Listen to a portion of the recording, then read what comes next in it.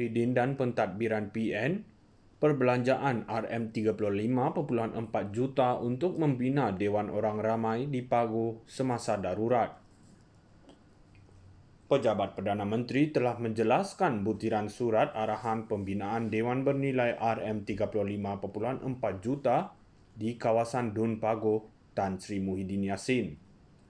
Muka surat pertama, surat 11 Januari telah tersebar di media sosial dan kumpulan sembang mengatakan bahawa Perdana Menteri telah bersetuju dengan peruntukan RM35.4 juta untuk pembinaan sebuah dewan di Paguh. Ia juga menyatakan bahawa Jabatan Kerja Raya akan melaksanakan projek tersebut. Dalam satu kenyataan yang dikeluarkan oleh PMO, peruntukan RM35.4 juta adalah untuk 3 Dewan Orang Ramai.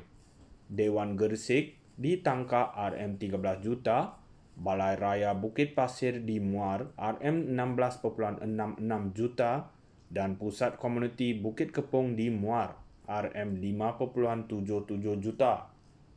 Sementara itu, Ahli Parlimen Johor Bahru Akmal Nasir melalui Twitter hari ini menggesa Muhyiddin menjelaskan surat itu. Saya rasa tidak salah untuk rakyat mempersoalkan perkara ini.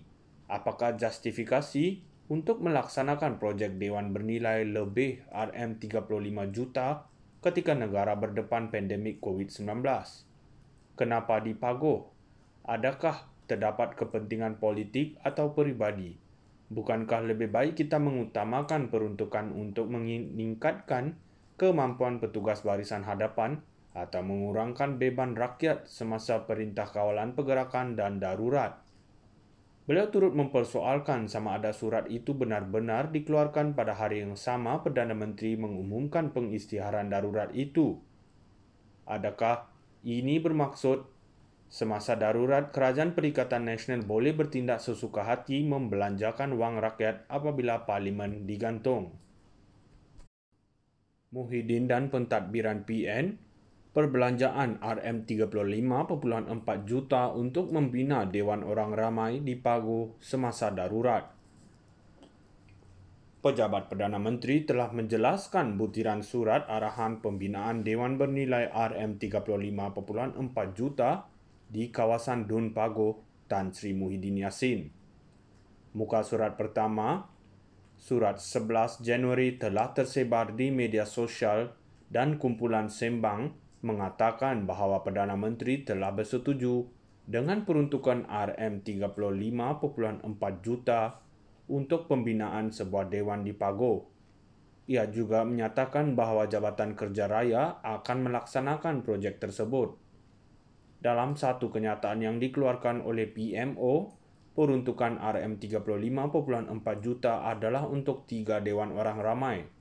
Dewan Gersik di Tangka RM13 juta, Balai Raya Bukit Pasir di Muar RM16.66 juta dan Pusat Komuniti Bukit Kepong di Muar RM5.77 juta. Sementara itu, Ahli Parlimen Johor Bahru Akmal Nasir melalui Twitter hari ini menggesa Muhyiddin menjelaskan surat itu. Saya rasa tidak salah untuk rakyat mempersoalkan perkara ini. Apakah justifikasi untuk melaksanakan projek Dewan bernilai lebih RM35 juta ketika negara berdepan pandemik COVID-19? Kenapa di Paguh? Adakah terdapat kepentingan politik atau peribadi? Bukankah lebih baik kita mengutamakan peruntukan untuk meningkatkan kemampuan petugas barisan hadapan atau mengurangkan beban rakyat semasa Perintah Kawalan Pergerakan dan Darurat? Beliau turut mempersoalkan sama ada surat itu benar-benar dikeluarkan pada hari yang sama Perdana Menteri mengumumkan pengisytiharan darurat itu. Adakah ini bermaksud semasa darurat Kerajaan Perikatan Nasional boleh bertindak sesuka hati membelanjakan wang rakyat apabila Parlimen digantung? Muhyiddin dan pentadbiran PN, perbelanjaan RM35.4 juta untuk membina Dewan Orang Ramai di Paguh semasa darurat. Pejabat Perdana Menteri telah menjelaskan butiran surat arahan pembinaan Dewan bernilai RM35.4 juta di kawasan Dun Pagoh Tan Sri Muhyiddin Yassin.